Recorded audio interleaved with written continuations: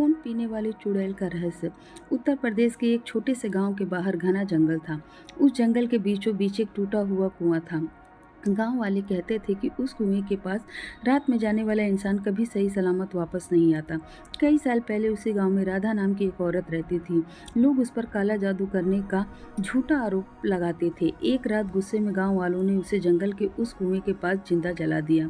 मरते समय राधा चीख कर बोली थी, जिसने मुझे दर्द दिया है उनका खून कभी सूखेगा नहीं, मैं लौटूंगी। उस घटना के बाद गांव में अजीब बातें होने लगी।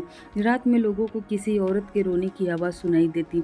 कई जानवर सुबह मरे हुए मिलते, उनके शरीर पर एक भी घाव नहीं होता, लेकिन शरीर बिल्कुल सूखा लगता। एक दिन गांव का एक युवक करण अपने दोस्तों के साथ साथ जानने जंगल गया। सबके हाथ में टॉर्च थी, लेकिन जैसे जैसे कुएं के पास पहुंचे उनकी टॉर्च की रोशनी कमजोर होने लगी। हवा बर्फ जैसी ठंडी हो गई। अचानक कुएं के अंदर से किसी के हंसने की आवाज़ आई। करण ने डरते हुए नीचे झाँका। अंदर गहरा अंधेरा था। तभी कुएं के भीतर से दो लाल आंखें चमकी। दोस्तों में से एक जोर से चिल्लाया, भागो! लेकिन तब तक बहुत देर हो चुकी थी। कुएं से लंबे काले बाल बाहर आने लगे। वे बाल सांपों की तरह जमीन पर रेंग रहे थे। कुछ ही सेकंड में एक भयानक औरत कुएं से बाहर निकली।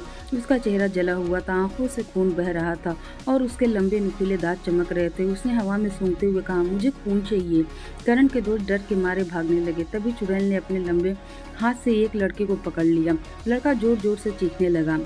बाकी दोस्तों ने पीछे मुड़कर देखा तो उसका चेहरा कुछ ही पलों में बूढ़े इंसान जैसा हो गया था, जैसे उसकी सारी ताकत कोई खींच रहा हो। करण कांप रहा था, लेकिन उसने अपनी दादी की बात याद आई, बुरी आत्माएं मंदिर की पवित्र आग से डरती हैं। करण ने जेब से राख निकाली और चुड़ैल की तरफ फेंका। अचानक तेजी से चीख गूंजी। चुड़ैल पीछे हटने लगी। पूरा जंगल कांप उठा। पेड़ों की शाखाएं तेजी से हिलने लगी।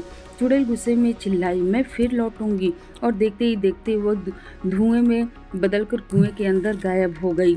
अगली सुबह गांव वाले वहां पहुंचे। कुएं के पास जमीन पर गहरे नाखून के निशान बने थे और करण के दोस्त के बाल पूरी तरह सफ़ेद हो चुके थे। उस दिन के बाद गांव वालों ने उस कुएं को पत्थरों से बंद कर दिया, लेकिन आज भी अमावस्या की रात उस जंगल की किसी औरत की धीमी आवाज़ सुनाई देती है, और जो उस आवाज़ के पीछे जाता है वो फिर कभी वापस नहीं लौट पाता है।